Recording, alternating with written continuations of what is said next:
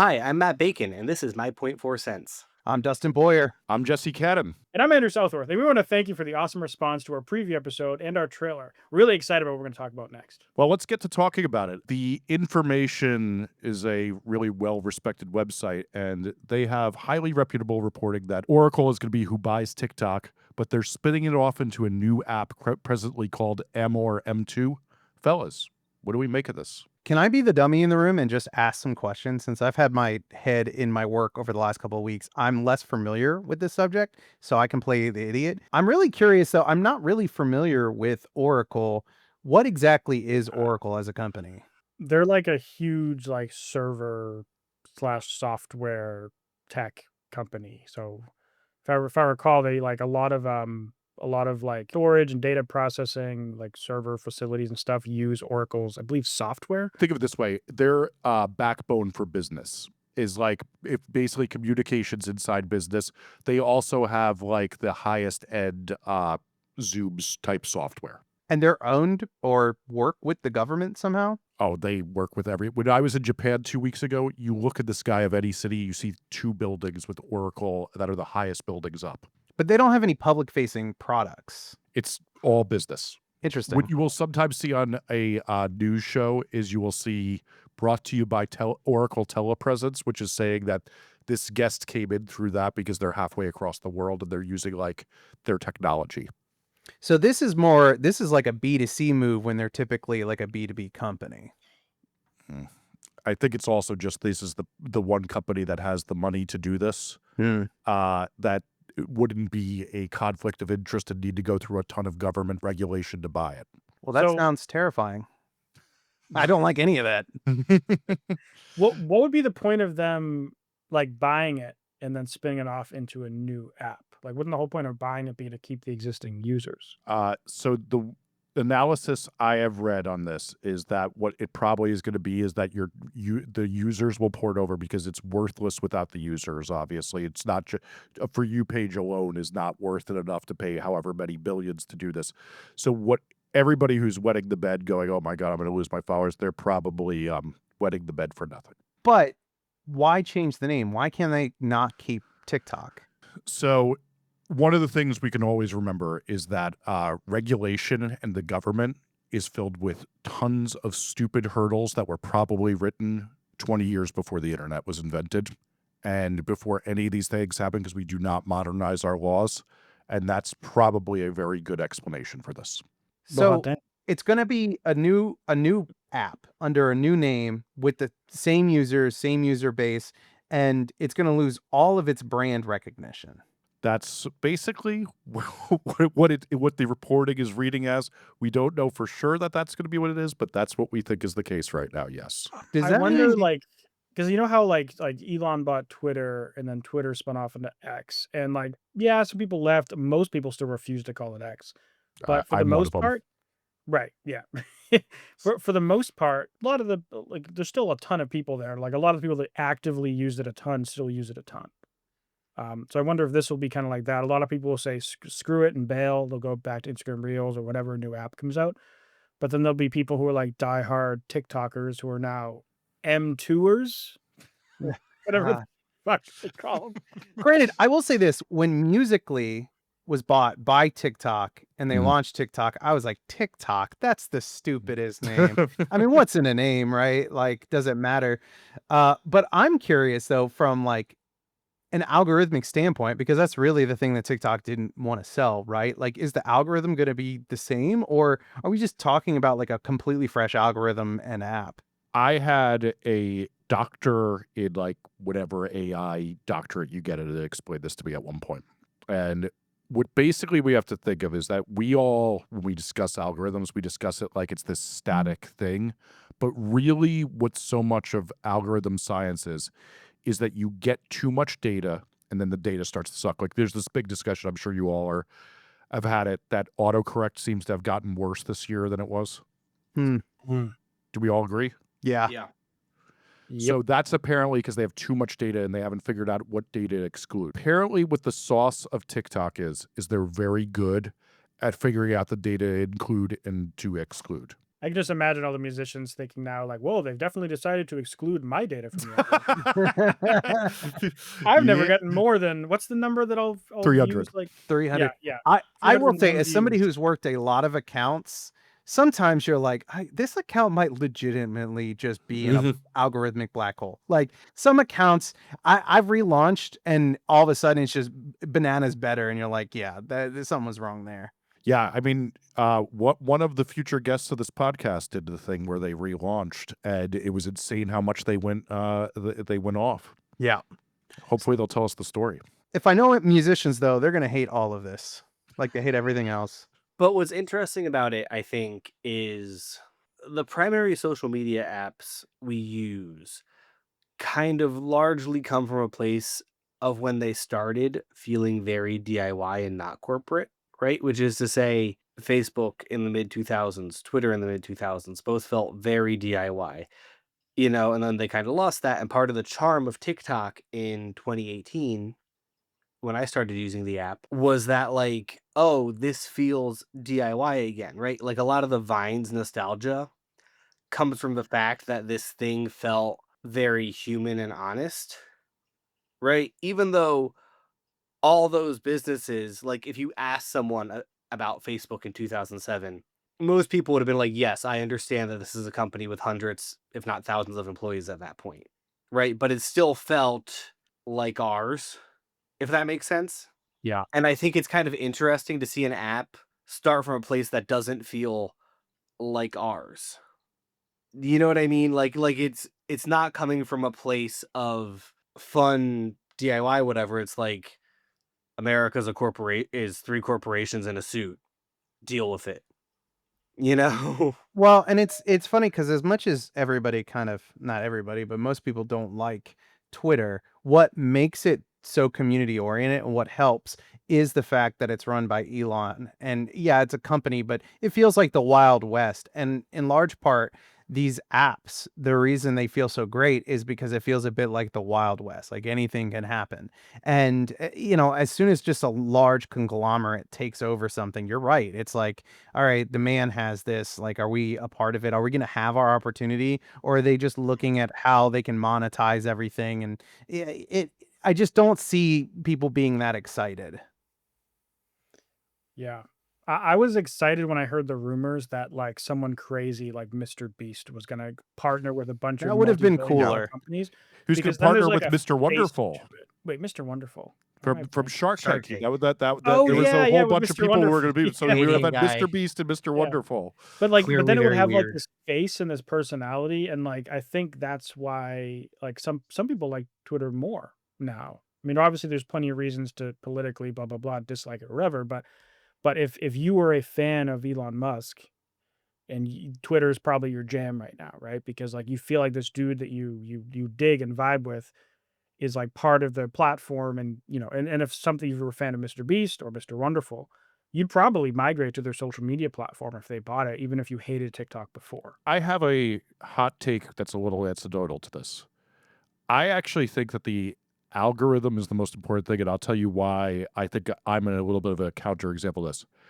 I am the political opposite of Elon Musk. On a daily basis, think about how much I hope bad things happen to him. Um, and I am just fully addicted to Twitter now for literally 17 years. If you look at my app usage, the bar would probably be triple to quadruple the size of any other app, how much I use it. So you after he acquired it, your usage either stayed the same or went up. I would say it went up because the For You page got better, and I'm addicted to the For You page, and I'm addicted to information, and it gives me a delivery of very stupid, funny takes on the information I'm interested in more than any other app. So even though it's fully, my ethics are I can't pay for it, but I use it more than anything else because I'm an unethical bastard. No, but I think that's absolutely correct, right? First of all, because one of the most popular forms of content on other social media is Twitter screenshots. Oh, Yeah, yeah. That's Full true. stop, that's right? a good point. And I actually thought that was going to change, especially when a lot of the big subreddits were like, we're no longer allowing Twitter screenshots as content. All of our Instagram feeds are still full of Twitter screenshots. you know, and I think you're right, Jesse. I think that the algorithm is what matters because I think, again, circling back to what I said, like, okay, like even when we felt like Facebook was DIY, we all kind of knew that it had thousands of employees, Yeah. right? It's functionally the same now, right? We all know that these are like evil corporations who do evil corporation things and facilitate genocide, but we're all still on them. And What What app do you? could he be talking about? Yeah, I don't know. I don't know what you're saying. oh, do you not know I about don't. that? I don't buy No. There was iPhones like and years ago, participate. Facebook. Some group coordinated like a genocide in Africa using Facebook groups. Myanmar. Yeah. Yeah. Well, you may call her Wait, Myanmar, but where's she'll always be Myanmar? Burma to me. Oh, okay. Well, either way, Testing out that they term. organized a genocide using Facebook, and Yeah. it was a Yep. huge deal for obvious reasons. But it happened on a social media platform. Yep. Which was crazy. My other hot take, though, there's a theory in tech that what is usually the most popular app for children is wherever their parents are at, and parents still don't feel comfortable on TikTok, even though apparently 35-year-old women is the largest It's incoming starting to demographic. change. But the real thing is like, when I was in my 30s, I can remember when my dad made his first time with that, he sent me a text reading something I drunkenly wrote on Twitter, and I'm like, oh boy, I can't be talking about shit on this one. I'm going to Instagram. But one of the interesting things about that, here's like my theory about how a lot of this works and why like Discord is cool for a lot of young people. Mhm. Part of what makes TikTok cool, part of what makes Discord cool is that the learning curve is significantly higher than a lot of these other apps, right? To make a good TikTok does kind of require 5 to 10 hours of understanding, of consuming and practicing cutting or whatever. Dude, there are some people who still don't understand you can cut out your millennial pause. I do not understand how any piece of content starts with a pause. It's so easy to cut it I out. edited some Yeah. out today. It's Today. As a millennial, Um, that's all I'm editing is my starting pause. And Yeah. everybody's like, "Oh, he's right on it." No. Like, but I it's feel like crazy when I what film, I can't get it. Like when I film it, I can never get the timing right. Either there's a millennial pause or I've cut off the first half of my word. yeah, no, it's And definitely tricky. But what I'm saying is that like if an app has a higher learning curve, that means that adults who are busy with jobs and being adults are just not gonna fuck with it, right? Snapchat validates your theory. Yeah, Snapchat, I still don't understand. I don't get it. Yeah, but it circles back to the algorithm. The algorithm is the algorithm is the algorithm because you meet a lot of people who like hate China who are addicted to TikTok. Do Oh, people hate it's China? candy. I don't care where it's made or iPhones, Yeah. right? Like, you make a good treat, people will come and eat it. Yeah. I mean, we people are complain like all the time about, for example, they'll complain about like energy use from video server uses and storage and all that. Mhm. And but they're on like YouTube or they're on TikTok or Instagram or they're complaining about Meta on Threads or Or, Instagram or whatever. you know, Daniel Ek sponsoring you know, Oh, weapons Helsing, technology. yeah. Yeah, like, I mean, some artists put their money where their mouth is, and they canceled, or not even artists, but listeners canceled their Spotify plans, right? And some artists even pulled their music off. But for the most part, people complain and they keep their stuff where it is, and that's really why nothing ever changes. So Yeah. But given that, we're pretty much thinking that M2 is gonna still be a very real thing for musicians, artists, users. It's not going anywhere. It's not gonna change the way people use the app. I will say this. This is as credible reporting as you can get, but one of the things I learned in my years working in newsrooms is that even when you're the most credible reporter, it doesn't mean that sometimes you don't just have good information. And also Taco Tuesday now. I don't think this is about Mr. Trump as much as it's about what will actually go on in the regulatory bodies to get this approved. Because one of the things is that a lot of people don't realize is while Trump and Elon fired a lot of people, those laws are not easily to fuck around because the competition can sue them for the fuckery with them. You know, this is big stakes capitalism and billions of dollars. These people do not fuck around. But what does it Uh, mean for the musician with 4,000 monthly listeners? What changes for them? I'm here to represent them. What changes for But them? I think the point is very little, right? Yeah. Is that like Yeah. you have like under the system we have of how the internet works because of like the most networked sites are the most valuable. I was reading about this last night in the books in the other room, and I can't even remember the title, and it's so hard. Um, but uh, but like this is how the internet works, right? Is like the most networked sites are the most valuable, right?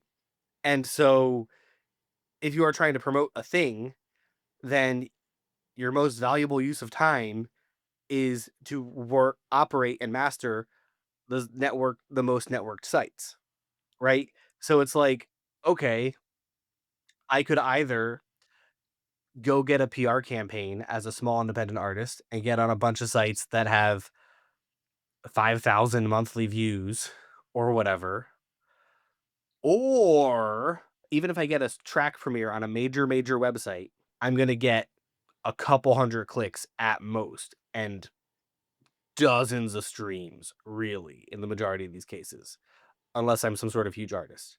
So I could do that. I could pay a PR company and do that as a small artist. Or I could work on these most networked sites, the Instagrams, the TikTok slash M2, whatever of the world. And a single post that is good will get more impressions than that entire PR campaign, right? Yeah, the equation doesn't end just because a new app arrives or changes out. You know, it's the same. Artists need to get their music out there. They need to create content. The real question is whether or not users stick around on the app because musicians will stay if the users stay. But if users are like, "What is going on here?" or they're turned off by it. I sort of think about social media apps kind of like how cell phone carriers are. Like once you're committed to one, it's really hard to switch. But once you do, you're done. And if they lose enough people on this switch, I could see that. I think for the people who have like 4,000 monthly listeners, they probably don't have big followings on TikTok anyways. So for them, they don't care either way. Either it keeps going well or it Yeah. flops, and it's like meh. I'll just now I get Instagram. And for I think it's really like the big creators. Like all of us have probably worked with artists with hundreds of thousands or millions of Yeah. followers, and for them, they're probably over the last few months, I hope at least, have been frantically trying to get people over to their email list, to other platforms, to etc., just so they don't get demolished when inevitably something huge happens with TikTok.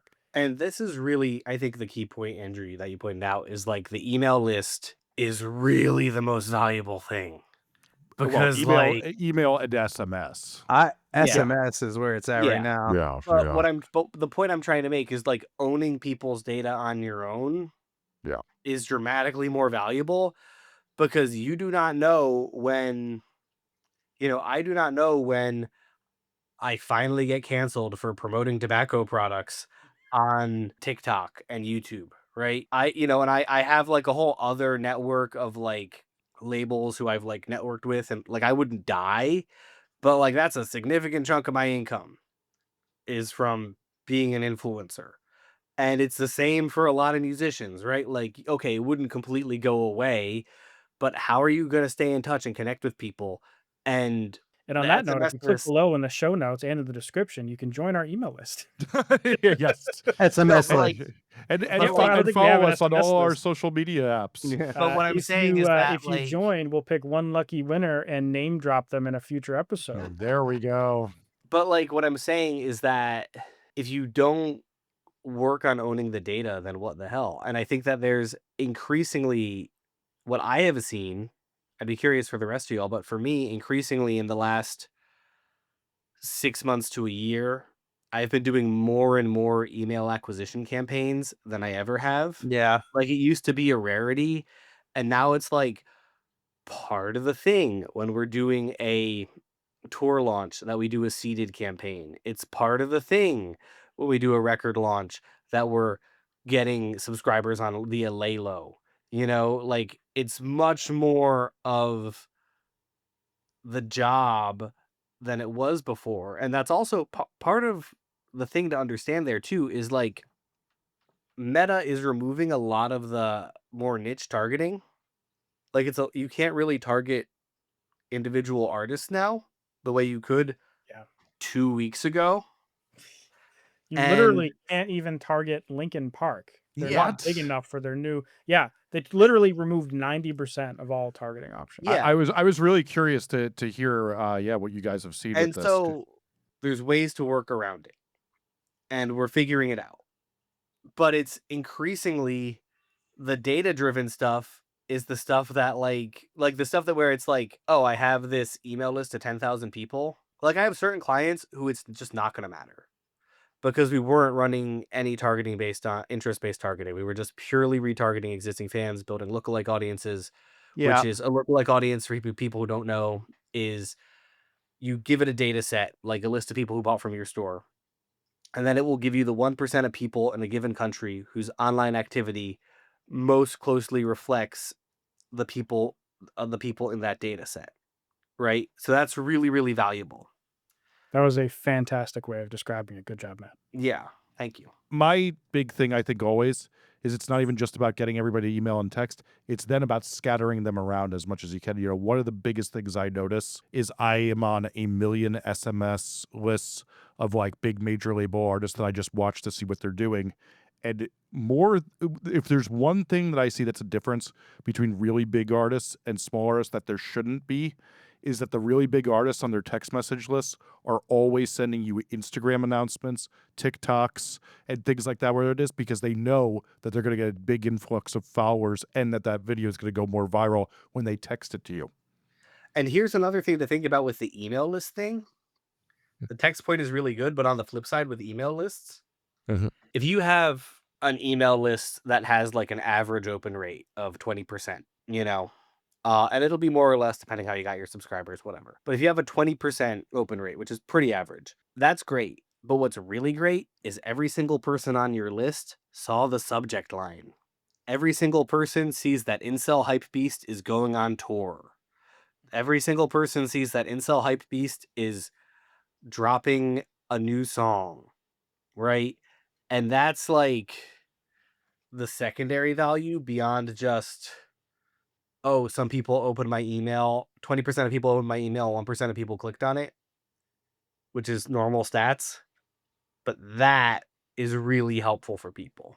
The thing I like about email too versus SMS is like SMS, if you send more than like even one SMS blast a week is kind of annoying.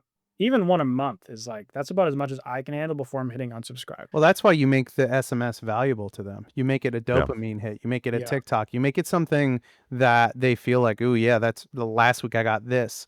You know, when we do SMS campaigns, we focus on like we have a 3-to-1 rule, right? Every time you want to ask for something, you got to give them 3 things.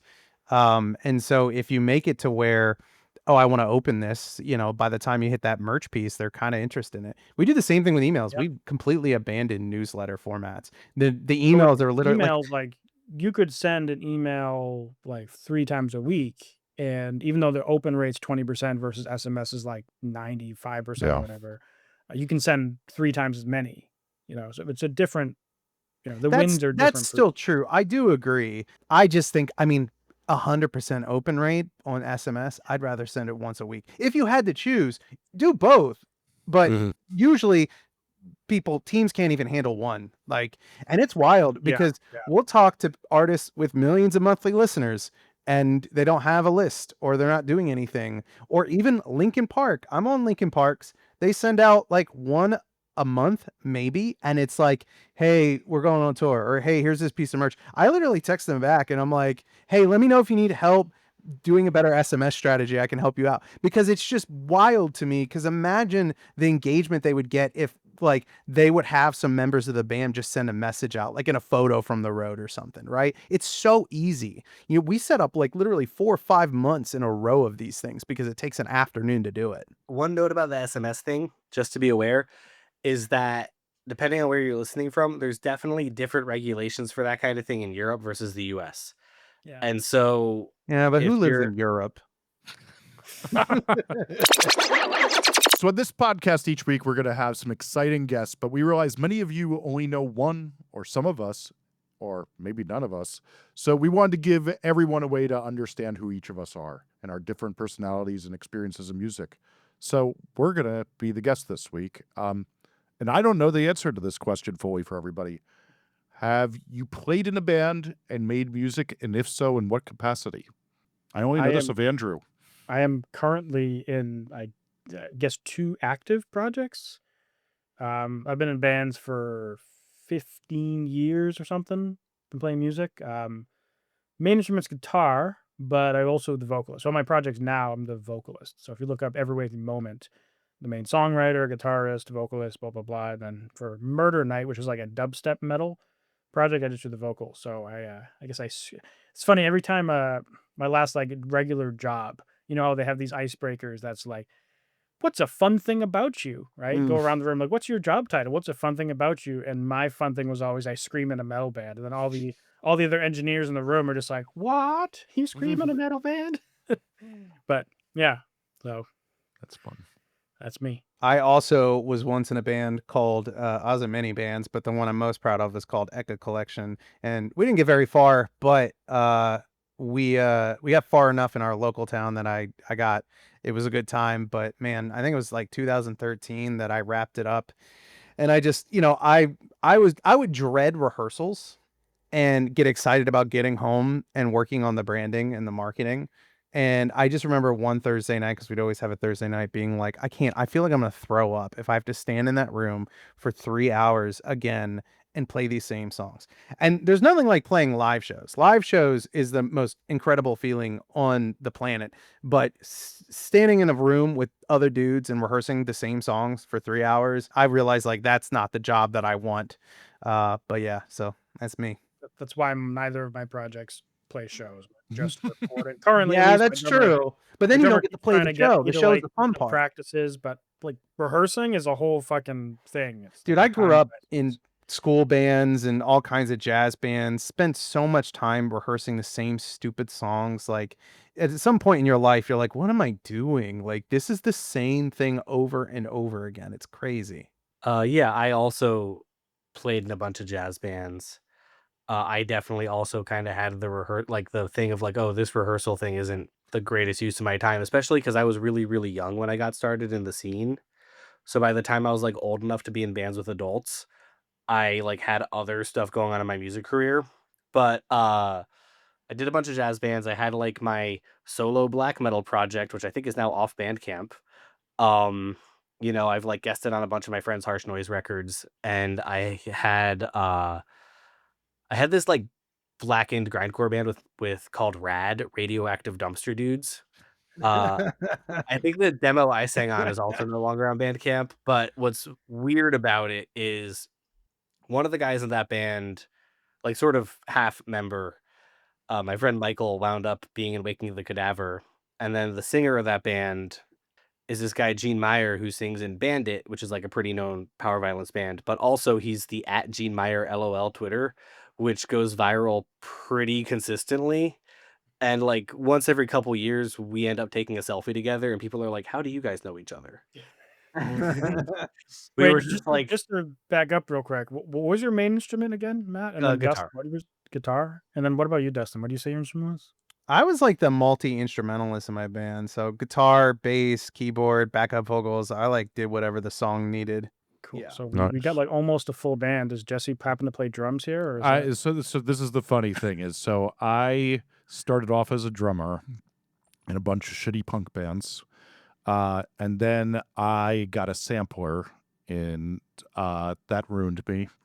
And so I then played samplered keyboards in a screamo electronica band. That was interesting. We were called The Curse of Yakub: The Secret Lives of White People.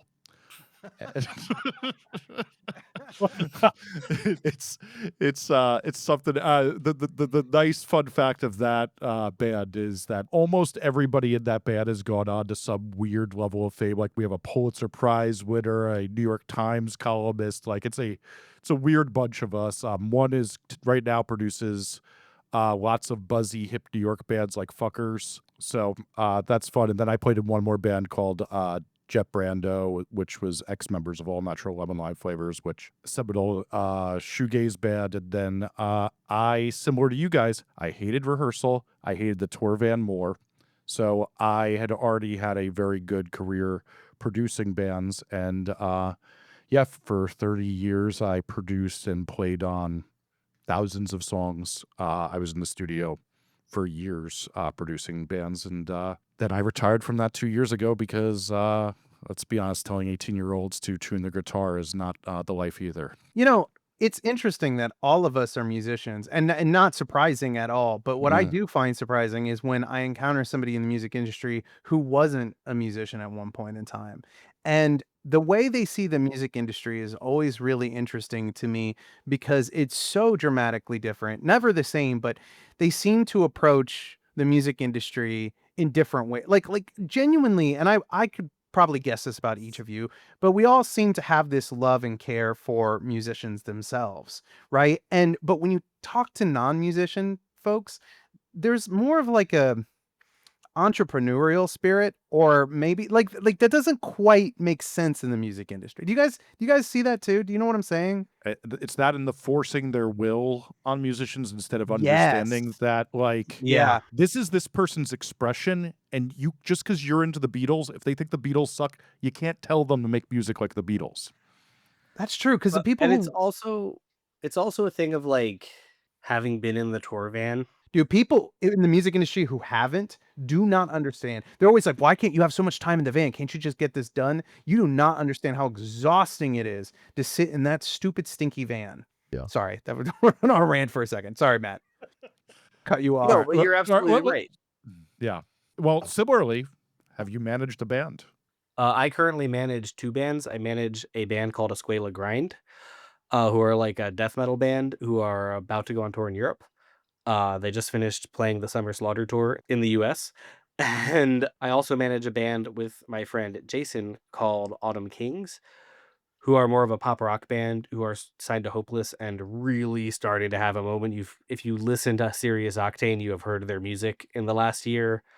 Uh, that's a pretty exciting project right now. They have a tour announced coming up with Nonpoint, a bunch of other really crazy stuff coming up. I'm really proud of those What's guys the and what band we've again? accomplished. Autumn Kings. We've accomplished a lot in the last 2 years, 2.5 years, and it just keeps growing. So you like management?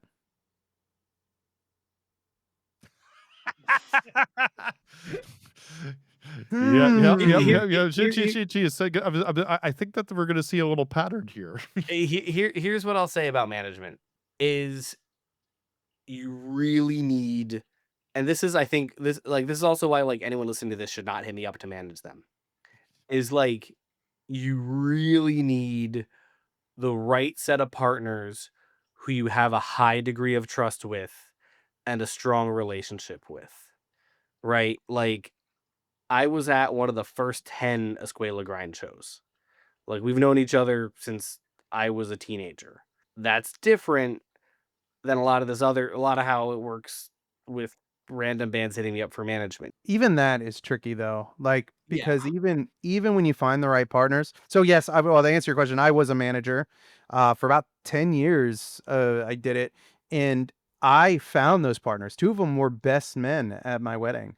Best men, groomsmen at my wedding. I took them, they were a bunch of friends of mine. I took them and I boy banded them together into this Americana Southern rock thing, and we, in 3 years, went from doing nothing to selling out a lot of 500 cap rooms across the United States. Majority of my income came from them.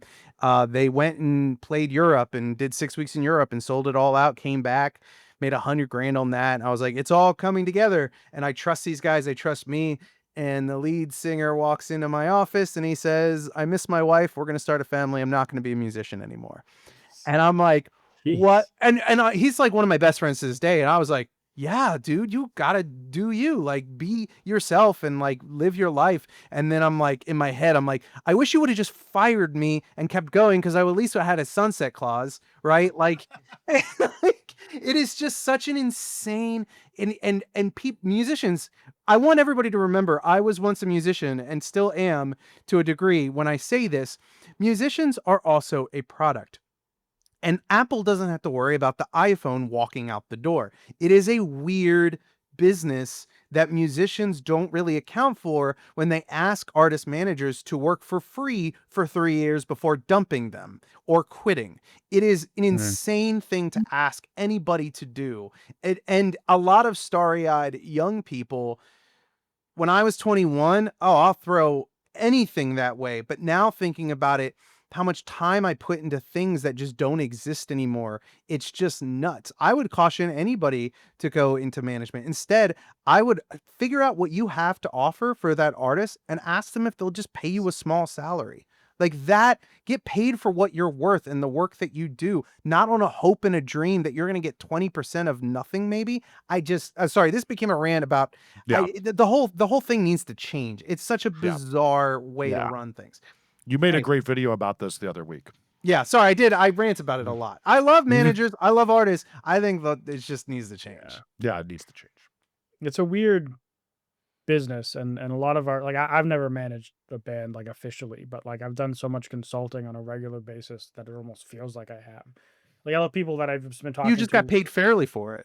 yeah, I just got paid hourly. Where essentially, it's like I have people I talk to once a week, and I've talked to them for like once every week or once a month for like years, and I'm like giving them advice on what they should do, and it's like I also run all their ads, and it's like I run their ads, I give them advice, I help advise them on what to post, and I sometimes connect them to other people in the industry, which is effectively on at least depending on the genre in the industry, like is what a manager will do in certain situations.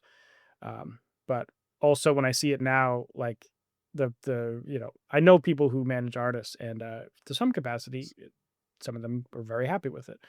But it's a thing. It can be like a lifestyle almost, depending on Yeah, that's a good way Yeah. to put it. what It it is. really is.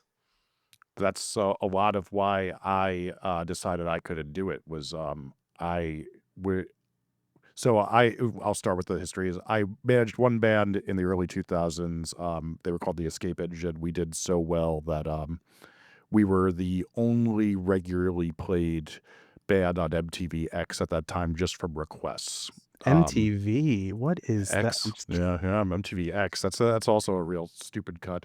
Then I managed two bands, Man Overboard and Transit. They both signed to Rise Records, which was one of the biggest independent labels. We had a lot of success for many years. And a lot of what I decided as well was that I'd be waking up and we'd have 700 emails in the inbox in a given day because they were blowing up so big, and they'd be on tour to be me doing guest list spots and everything, photo passes, and it was just so inefficient back then. And I was like, this is just not sustainable. And I was producing records at the same time. So I decided I couldn't do that. And then what I unfortunately did, which was it's always a dumb decision when you realize it. You go, wait, I figured out how I could do it.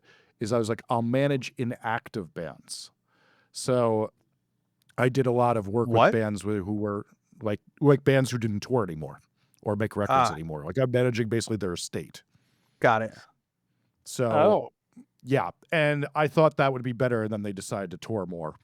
And then as well, then they got thrown off two record labels, one of which was a future guest of this podcast from Matt. And I thankfully ended that relationship a few months ago, and I just sleep so much better every night. And I think it's like this relationship thing where there's so much good in it. Like it's almost like having, I don't know if any of you guys have kids. I don't think any of you do, right? Am I the only dad here? Andrew has I a have kid. I have a 4-month-old baby. Oh, we talked about that. I'm sorry. I don't know why I made that assumption. You have 2 girls. Yeah. See, now I feel awful because I didn't remember that. Because I remember And that you had 2 girls. Oh my God, I feel awful. That's right. I forgot you had a newborn. But Yeah, it's fine. like She's good. having a child managing forget about it sometimes, without too. the endless love. Right? It's the same but the same sort of joy though. Like you're in it together and you're fighting for something and there's joy there, but when things go badly, the love goes out the door. It is not it's not endless. Like a kid can punch you in the face and you'll be like, I love you still a lot, and that is exciting. Like when things go really well, I will say that like one of the most depressing things about my current job is that I'm so tertiary that when things go bananas, they're like, oh, my manager, my publicist, my agent, and then there's some dude over there doing marketing, I think. Like that's a kind of like, but that's the trade-off, right? That's, I sleep Yeah. well at night, just like Jesse said. Yeah. No, Yep. it's a big difference. Tell me about how you guys got to your jobs today. Like, what's the origin story? So I was 14. I moved to Paris. I didn't have any friends. I started a metal blog with my friend Heroin Dan, and fuck it, no. I was 14. I moved to Paris. I started a metal blog with my friend Dan. I ended up being really, really into writing reviews, and that led to a lot of cool other opportunities within the French scene because I just kind of started the blog to make friends because I didn't have any, and I wanted to meet other people who like Darkthrone. And then that turned into like booking shows. And then I was running a record label in high school, yada, yada, yada. So high school ends. I need to get a job. I start working for a music PR company while I'm in college. That company kind of fell apart for a few reasons, which is fine. And then I ended up having a lot of the clients from that company say, hey, could we actually hire you to help us with our marketing? And I was like 19 and I had dropped out of college at that point and I didn't want to go back and to say my parents were right. So I just Googled like, how does music marketing work? And then I just started doing music marketing for all these artists because I had all these PR clients who like didn't understand how to run their Facebook page or whatever. And so that happened, and then I started going, okay, what else can I do? So I managed a band called Tanger Cavalry, who got pretty big pretty quickly, like were featured in CNN and stuff and New York Times when I was like 20. And then that turned into running marketing for a few labels, like Ripple Music, which I'm now like a part owner of, which is crazy. And from there, I just built out the company increasingly, just understanding, okay, so not a lot of other people understand ads. I can try to learn that. I'll watch some videos from this Andrew Southworth guy. Maybe I'll meet him one day. And it was around that time. It was in, I think, 2018 when I started shooting bacon spits because I'd seen this thing that was like, oh, if you shoot a video every day about what you're an expert in, within a year, your life will change. And within a year, I was giving a talk about marketing on a stage in Norway. And then a few months after that, I was talking about marketing in like Australia. And all those things sort of built up piece by piece. And as Bacon's Bits grew, I managed to get more clients, and as I started to grow my network, I managed to get more clients. I picked up running a subsidiary for Metal Blade called Blacklight Media, which I still run today, and that opened a lot of doors for me, including working with like Killswitch Engage. And so then, as I started to do that, that led to other things, and suddenly I was working with Boy Genius, and I was working with Mitski, and I'm working with Father John Misty. And then that's kind of leveled into this other thing where I'm doing a lot of like smart pop and I'm doing like run for cover and I'm doing all these other things. So it's just been a case of like gradually leveling up, kind of using Bacon's Bits as like a top of funnel for the last 7 years, but also kind of building in a more traditional way on the side. So I started getting into music when I was 12, and then my basically dream at some point was to go to Berklee College of Music. And basically music was my whole life passion at the time. And I got accepted. I was going to enroll, and then I realized I couldn't afford it. It was like 60 grand a year. So instead, I went to school for mechanical engineering because I was also a total nerd. And along the way, kept doing music, and I had this YouTube channel where I've been teaching like streaming lessons and vocal tutorials and guitar lessons. And I eventually started pivoting over time as my interest waned. After I graduated grad school, I was like, "Hey, I have more time to do music again. Let me actually try to like get people to hear my music." Because at that point, I had released several albums. I think like 4 albums, and less than 100 people had heard any of them. And I thought marketing was stupid. I didn't like anything about it. No interest in it at all. So I started trying to figure it out for myself. And then 2019 was basically the year of let's try to release some music in a industry that seems or a genre that seems easier to kind of penetrate, that's more mainstream. Because mostly of what I'd done musically was like progressive metal, which is kind of a niche genre. And so I tried to do more like electronic stuff and learn how to promote it. So I tried every service I could, playlisting, whatever. Got bought it a few times, of course, as everyone does when they're learning what's real and what's fake on the internet. And eventually found some stuff that worked, like the whole Facebook ad thing and other aspects as well. But I started talking about it on my YouTube channel, which at that point was going reasonably well. Like I think I had 10,000 subscribers at that point in like 2020. or 2019 when I started posting about it, and then people just really liked that content, and so I just kept doing it. And then people started asking me, "Do you have a course?" And I was like, "I could make a course. Sure, here's a course." And then people started buying that. Then, "Hey, can I book an hour of your time? Can you help me set up this ad thing or answer these questions?" And so I made a booking calendar, which was terrifying at the time. I remember hopping on that first call and being like, "What the heck do I do in this scenario?" And then at some point said, people said, "Can I hire you to run the campaigns for my band or for my label or whatever?" And so I said, "Oh yeah, I guess you could do it. Here's a price," and then you do it. And all this stuff 5 years later, I've worked with like, I don't know, I think like 4,000. I've done like 4,000 plus one-on-one consultations. I've run like a few thousand ad campaigns for artists. I've worked to some capacity with every major label, whether it's an artist on there or with like someone at at the label. And it all just happened from like trying to figure out marketing for myself, talking about it on camera on the internet, and then just having people ask me for stuff along the way. So it was never some like grand master plan. It was just like figuring stuff out week by week and seeing where life takes you essentially.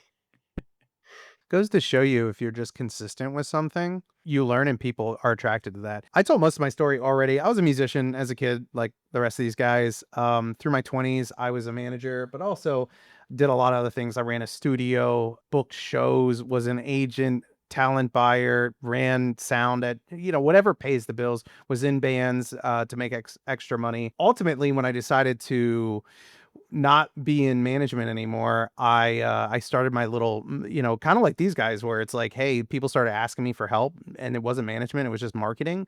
I had my own little book of business, and that's when I got hooked up with some guys at another management company called Venture where they wanted to dip out too. And so I joined my business with theirs, became a partner. We launched that. I went through and designed each of those services over there from the ground up, and was there for about 6 years. And we had a lot of success, especially with a country artist named Zach Top. Took him from 20,000 monthly listeners to 8 million, going from bars to arenas. He's selling out his first headlining show or tour in arenas this year. But I did not like the direction the company was going. It was growing very quickly, very big. And I did not really see myself as somebody who could take a back seat to the work itself. I became a glorified salesperson. I started posting content too, and I really did it as a way to market the company, like the rest of us. A top of funnel. But then I just became a sales guy, where they would know me, get to know me through the content, reach out, and then I would hand them off to some team. And I was just like, this is depressing. So about a month ago, I decided to start my own creative agency with the sole purpose of being small, with working with a limited amount of clients, artists, and I am setting out to prove that in my world, breaking an act like Zach Top is not a fluke. That the services and the strategies that I've created can do it again and again. But I think the only way to do it is that if you're hands on, you can't hand it off to a 22-year-old and expect the same level that you can put into it.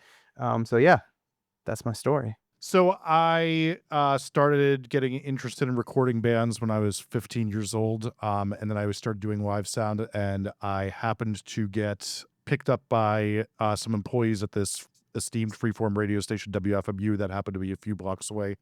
There, I got to record groups like The Magnetic Field, Spoon, Broadcast, Olivia Tremor Control, Animal Collective. Around that time, I also started working at all the punk venues in around New York City and New Jersey, Coney Island High. And I started producing bands for really cheap, and I just kept getting a better reputation.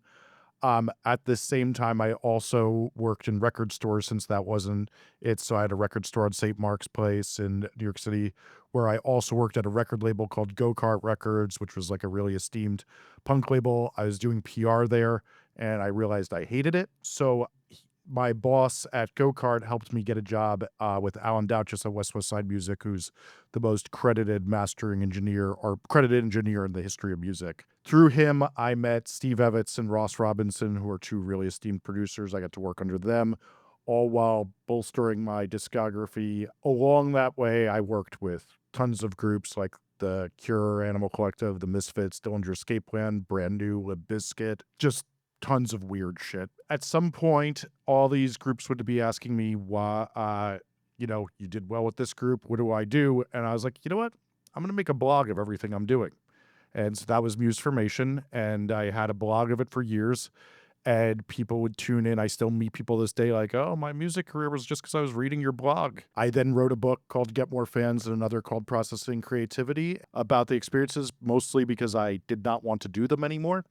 And then after that, in 2016, I got hired by Atlantic Records to show their DNA in podcasts and work in the department with that. And I got to tell a lot of cool stories and do a lot of work on a lot of fun projects and work with artists and tell their stories and work on how we tell them. At some point, I got smart enough to start a YouTube channel, and that turned into doing a lot more marketing consulting, which I was doing a little of at the time before that, but that definitely snowballed once I got on there and started talking about what I'd been doing with artists all those years. And now you know us all intimately. Yes. Let's do some rapid fire questions to see to get to know the real stuff. Have you promoted a concert before? Been the promoter? Yep. Yes. Yes. I don't know if I've been I haven't been like a promoter, but I've run campaigns selling tickets. So Run your own record label. Yep. No. Yeah. I'm Oh, wow. co-founder of one. Yeah. Favorite 2 to 3 artists that are newer artists? There's a band called Sleep Token. They are newer. Like what I've been listening to now, I don't know if they're not really newer though. Born of Osiris, The Contortionist. They've been around for like over a decade. The Funeral Portrait is dope. Those guys go way back, but they're just now recently blowing up. They've been friends of mine forever. They're really but- interesting. Oh, Kim Dracula. That's nice. my Kim newest Dracula. obsession, I would say. Oh, I the tried to fact sign him in 2019 because I looked up just who was the biggest artist on TikTok in metal, and he dominated all the things. So I was like, oh, we should sign him, and then it didn't happen. I think he went indie. He like used the money from all his stuff and he like self-funded everything or something. But yeah. Yeah, that tracks. Matt, what's your ridiculous answer? If you want like the mainstream picks, it's like I listen to a lot of Boy Genius. I listen to a lot of like Mitski and JPEG Mafia and Little Sims, and Big Thief is a really big one. MJ Lenderman, which is sick because I got to work on that new song with the Jason Molina tribute. So those are like the ones people have heard of. I'm really obsessed with that band, The Help. I think they're the most interesting band in music today. Model Actras, I think everybody could tell from my hat, I'm very into them. Oh, Two Right. Hollis is he's dominated my music listening by far. And Charlie XCX for Jesse and I. Yeah, but the first time I saw Charlie XCX was over a decade ago. I don't That's really. fair. How about how do you listen to music typically? Spotify. On what? Well, let's do this. On what though do you listen? My computer? Yeah, but that's different than my answer. Does not everybody listen to music on their computer? Well, I listen through very fancy studio monitors through my computer on Spotify. I listen to usually it's Spotify through I don't call them very fancy, but Yamaha HS7s. So like Bunch of snobs in here. But recently I've been doing for the last month. I only have almost exclusively listened to music on vinyl for the past month. Wow. Just for fun, which has been actually quite the experience. I will say. Yeah. Vinyl Take back sounds my very snob different. comment, moving into hipster territory. now. We're both snobs. Yeah, no, I just listen on AirPods. I'm not a good on Spotify. I suck. Sorry. I've got some good laptop speakers over here. I mean, if I really want to be a fucking nerd, I listen on my $1,500 Audis headphones a lot as well. That's got it. probably sick though. Yeah, I mean, yeah, I got a good they're pair of great. headphones. There, it's Yeah. it's a good time when you need to lock in. Some Sennheiser HD 650s. I have those too. Those are great headphones. Yeah. Favorite social media site now? I've already answered that it's clearly Twitter, which is real. I'm somehow shameful. surprised and not surprised. That makes sense, but I don't know. It's just so toxic there. It's so it's That's like why it's fun though. Yeah, I guess, but after about 10 minutes of reading it, I'm like, oh, I gotta look away. You know, it's like looking at a car crash. You gotta eventually like pull your eyes away, or it's gonna, traumatize you. That's Twitter. Is that not Twitter? That's how I feel about Twitter. It's totally accurate. It's also Yeah. totally accurate to my personality that I would like something like Okay. this. Explains a lot. Yeah. Mine is definitely YouTube, but YouTube I would say is less social. I would say Threads if YouTube doesn't count. I think YouTube counts. I was gonna And- say, does Reddit count? Because if Reddit counts, Yeah. yeah. Yeah, TikTok for me. I spend way too much time on that app. Matt, you seem like if I had a stereotype in my head for what a Reddit user would be, Matt would be my stereotypical. How many Reddit subreddits you user. mod? Shockingly, I don't think any. Oh, What? I wanted You to. I and wanted discuss to a certain mod. subreddit all the time. That I'm not going to say what it is. I'm not a mod of that subreddit. I tried to become a mod of the Phillies subreddit. The But- Philly subreddit? It's actually like my favorite internet community. It's just very wholesome. Mac or PC? Mac. Mac. PC. I- Master Race. Is that Master Race? Yeah. There's a subreddit called PC Master Race. I just switched to Mac after a lifetime of PC use, and I'm just getting used to it. It's like very weird and scary. Cats or dogs? Cats. Dogs. Dogs. Wait. You- You you- have 2 and 2 here? Is that what I just Yeah. heard? Yeah, Yeah. who said cat? Matt I said cat. Yeah. Cats are the best. Dogs are stinky and smelly. Yeah. That's what makes them Scary. great. That's what Yeah. makes it great. Favorite music podcast? Turned out a punk. I don't listen to podcasts. Oh, wow. I know that's really weird to say. I'm an audiobook guy, but I podcasts just don't. Just 4 boring white dudes meandering about nothing for an hour just does not do it for me. I don't think I've ever really listened to many music podcasts, if any. Mm. Yeah. I listen to a lot, but Switched on Pop is my number one. Switched That's a on really good Pop? one too. Yeah, it's the best podcast on music, period, hands down. Actually, here's what I'll say: is I think that Switched on Pop is consistently better, but the really good episodes that turned out a punk are like It's not in my top 5, but okay. How about favorite content creator? Jesse Cannon.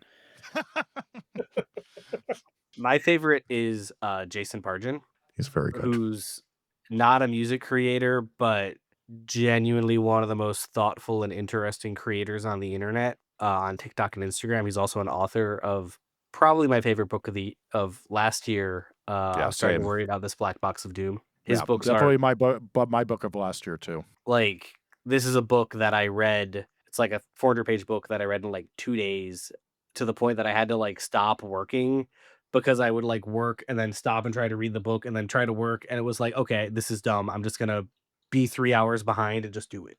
I think my real answer is Linus Tech Tips. Yeah.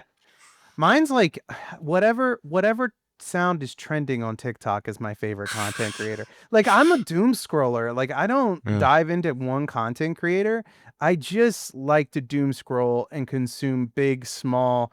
I'd never even thought about that until you just asked that. It's kind of unhealthy, maybe. I'm gonna go with Adam Friedland. I think that he's creating the fucking most insane Yeah. thing on the internet right now. That's just it's What's his fucking name? Adam what? the Adam Friedland show on YouTube. I think you'll like it. It is a space of chaos. I like my spaces of chaos. Oh, Rick Had Anthony Beato. I like Rick Fantano on Beato a recently? lot. Wow. Rick Beato. Okay. Yeah. Oh he- yeah, I like Rick Beato too. I was thinking like TikTok, but I watch all kinds of creators on YouTube. For some reason, my brain wasn't like, yeah, Rick Beato is the best. If you didn't do music, what would you do? I could be like a hatter. I could be like, what do you wear? Size 28. We've got that. Okay. That was did you not get that? That was like a deep Spinal Tap quote. I don't No, I was in Spinal I did Tap not since, get that at all. 2011 or something. I can give a non-Spinal Tap answer. Sure. Yeah, I think that answer was great. We should move on. Okay. I would be cremating animals, and I'm not joking. My Really? family owns a big chain of animal crematories, and my dad recently sold it after begging me or my brothers to take over, and nobody wanted to. But I probably would have Wow. if I didn't do music. Wow. Very lucrative, dead animals are. I'd be a mechanical engineer, which is what I did for 7 years before I quit to do this full time. So Yeah. My answer is similar in that I do it, which is that I produce political podcasts, and I'd probably work in all sorts of dumb political things because I would make a lot more money than I do on music. But I have that disease where you have to work on music. Yep. I think And we be all do. broke.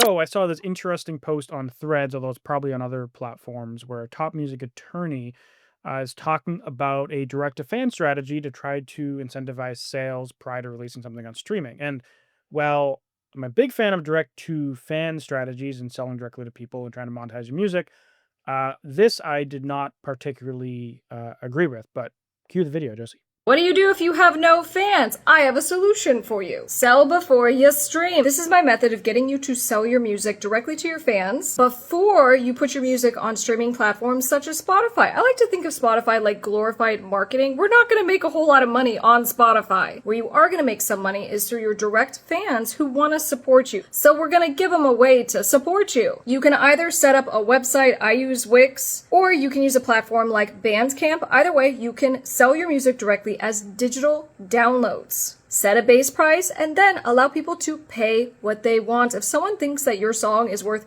$20 or $50, you let them pay that amount. But what do you do if you have no fans? Now, nobody has no fans, but if you don't have very many fans, I want you to go to the contacts list on your phone right now. How many contacts do you have? How many people do you know? You're going to outbound to every single person in your contacts list. And then you're going to tell them you're about to release your new single. You would love to add them to your list to check out your song and give you some feedback. Get their email, add it to an email list such as through Aweber, MailChimp, and then when it comes time to release your new single that you are selling directly yourself, you will have an email list that you will be continuing to grow, which will guarantee a conversion of your song. Now, this is a 4-week process. I just gave you one little piece of it. If you want the full cheat sheet on how to sell before you stream, drop a comment down below. So just to add the caveat to kick this off, that I'm actually a big fan of Top Music Attorney's content on a lot of her legal stuff and her analysis on like things with AI music, blah, blah, blah. And actually a lot of what she said in that video, I would say I personally agree with, like selling your music on platforms that you own, like Wix or Shopify or Bandcamp, or having an email list, etc. What I don't like is the marketing portion of that, which you said to hit up every single person in your contact list. But what do you guys think? I think that's a good place to start. But I do want to also say that she's doing such great work outside this. And I know some people who comment on at least my videos sometimes don't understand that we can disagree and respect some people, which this podcast is proof of, since we've all had disagreements and comments before amongst each other. No, and I think it's definitely compelling that the stuff she's breaking down is like dramatically more complicated than what we talk about usually. And I also know multiple other music lawyers trying to do that who just can't. But fundamentally, the most annoying text that anyone listening to this podcast gets, probably at least once a week, assuming you're a somewhat connected person in your scene, is someone you don't really know trying to get you to listen to their song. Or someone you don't know at all trying to get you to listen to their song, but you just so happen to follow them on Instagram or whatever. It's just spam. It's just annoying. I'm just like, why would you send this? We haven't ever talked, or we talked once 5 years ago.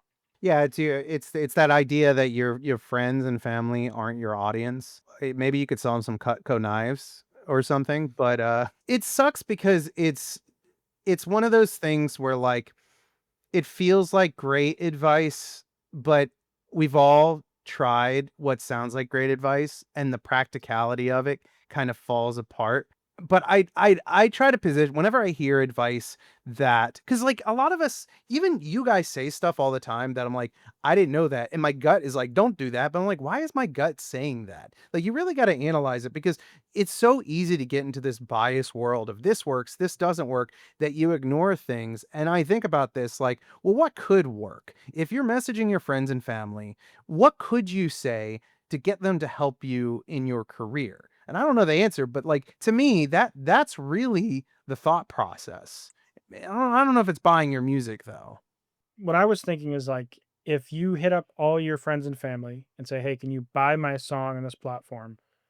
They're not your target demographic. So they're basically just giving you $1 to give you $1 because they're never going to listen to it, which would be fundamentally different from if you sent them to like your YouTube video or your Spotify playlist or whatever, because in that situation, then it's actually influencing your algorithm, which could be bad as well, depending on who your friends and family are. Well, a lot of the time, I think that that's usually the case. It would be if I sent it to my friends. Yeah. Say, And it's like this interesting thing. I was talking about this with someone in the DMs a few weeks ago. Your supporters, which is to say the friends family piece, are not fans. Like, you can want your friend to like be successful, but not give a shit. Like Andrew is a really good example. You make like dubstep meets gent, right? That's how you described it, right? I have a dubstep metal band, but my other band's like alternative metal. But yeah. Okay, sure, but alternative metal, sure. And I've heard your songs and they're like relatively accessible on like the metal spectrum and they're good, but like the Thank vast you. majority of people do not want to listen to your subgenre, right? Like I say this as someone who listens to a lot of metal.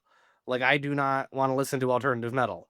Like, you know, which is fine, right? But like we're friends. I want to support your shit. Like we text each other advice, but we're not like it's not the same thing. And I think if you as a guy who I've known for a few years texted me on a consistent basis trying to make me listen to your music, I would hate you. But maybe that's the problem though, is that it's an ask, right?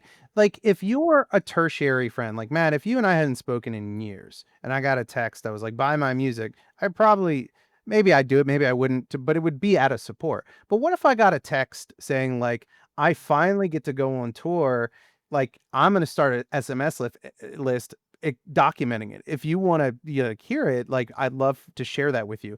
That I'm interested in because I'm invested in you as a person, maybe not your music. And maybe there's value there. If your friends are invested in you as a person, and ultimately that's where you want your fans to go, connecting those dots isn't out there. But still, is it worth it? Maybe. I And don't know. you can do it if you curate the list of people, right? Which is to say, I am personal friends with people in bands I happen to really like. When those guys text me, check out this thing, that's fine. But that's just because we're bros. And I think that's where some of the confusion happens because you can definitely text like the 10 people you talk to about music all the time and be like, I made a new song in the genre you like, check it. And that's not annoying. I think that genre you like part, like if you're as you said, curating the list of like, the person that you're sending it to is actually a fan of the genre that you make, and the stuff you make is decent for the representation for the genre, then I think it's cool. But honestly, even in that situation, if I was selling the music, I would actually just give that friend the music for free. I Yeah. wouldn't try to get him to buy it. I would just be like, "Hey, I made the song. Here it is for free. I'm selling it, but you're my friend." So, I I think that that's kind of where my umbrage with this lies is that like the reality is that really enthused people towards music, like much like we were talking about at the top of the show, is like whatever algorithm makes your brain go, you're probably going to be loyal to it even when there's conflicts with it. And the real reality is like the only people who buy and don't ignore and go like, why is this person so fucking annoying? Are people who are really enthused towards what they've heard. Like there's tons and tons of artists who you like listen to who you won't buy from, but you're like, yeah, that's fine. You got to find those people. And like, I have to say like, and I say this with all due respect, but when the rubber hits the road, I have never seen any phrase marketing or anything that gets people really excited to buy that like isn't there without enthusiasm unless it's a really, really, really like low rent person who I don't want to say low rent person, a person who is literally just like engaging with any form of capitalism and collector culture at that point. Yeah. Yeah, no, but absolutely, because it's also a piece, and I think my issue is a little bit different than yours, Jesse, although I agree with you, is kind of the joke I made before that, like, if Andrew texted me once a month about his music, I would hate him, right? Is like, just begging for attention like that just because you have a higher degree of access to someone is still just begging. And it's the same reason like social posts about like, oh my god, nobody likes me, the algorithm hates me, what the fuck, like, don't go anywhere because that just makes you sound annoying. See, now I'm really curious to hear, because she's smart and Mhm. she absolutely has some success stories with this strategy. Otherwise, I don't think she would be saying it. And it's clearly like one part of a larger strategy. And so I would be curious, like somebody who would recommend this to me. I mean, look, every time I hear what I think is a bad strategy, there's always somebody be like, I do that all the time and it works amazing. And I'm like, We oh we man, what am I missing? we So put up like, a preview episode of exactly that. what do you mean? The Andrew's giving away the CD and for free thing. Yeah. Oh yeah, yeah. We Oh were talk- yeah, where everyone's people are like CDs are dead, blah, and then it's like, well, actually, That when you said that, I was like, "Really?" So, like, part of yeah. me, I think that she probably could look at all of us and talk us into it, but it's the practicality. It's rubber meets the road, like you said. It's like I gotta see something in action and see how people react to it. Because otherwise my gut's with you. It's like, it feels like you said, Matt, it's like it doesn't matter if it's a friend begging, still begging, right? Like it's Cutco knives. We all try to almost got scammed into one of those pyramid schemes when we were 19 years old, right? Sell the knives to your family members. It's tough. This is the Well, privilege of growing up in New York, is that you don't know about this stuff.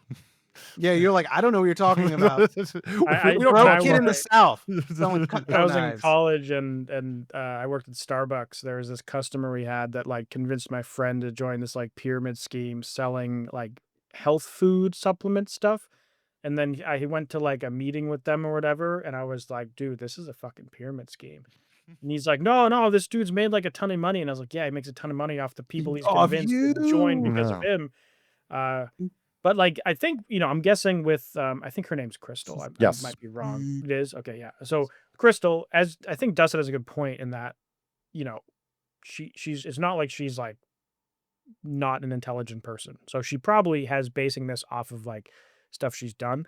What I have a feeling is that this is a short form vertical piece of content that has probably been drastically shortened Yeah. for consumption. Because Yeah. like I have this happen all the time for Yep. my videos get cut to shorts, and that you can't fit a 15-minute video into a 59-second clip on YouTube Shorts or whatever. So, but a lot of people are reacting to it. Like someone just comments and replies, "Yes, and fuck Spotify. 1,000 fans times $100 per year. Do the math." And so they're reacting like what she said at face value without any other context is in and of itself a brilliant strategy, when there might be some brilliant strategy behind this, and it's just not in the video. There is a way where if you were hypothetically curating music nerd relationships with 25 early adopters in your genre and you texted them, something could happen. If you were the guy on the Discord channel who's actively just engaging, and then finally, my Discord for, you know, I don't know, Blackened Hyperpop. I finally have my Blackened Hyperpop record for you to listen to. That would work, right? But you have to like seed the community first. And I think the other thing is that there's a lot more community seeding than people realize with all of this, right? I think everyone thinks, oh, I can just use bots and do comment and do like bot replies to everything and then guide them through the bot chain to check out my thing. And it's like, no, it's gotta be you. By the way, is the bot chain different from the blockchain? I think it's the same thing, actually. Mm.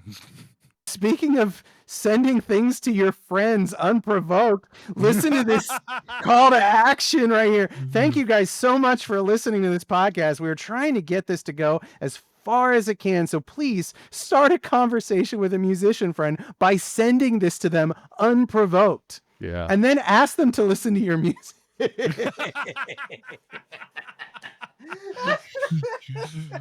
Oh boy. There we go. If you enjoyed this episode, please subscribe on your favorite podcast app. If you're on YouTube, subscribe and turn on notifications so you don't miss our episodes every week.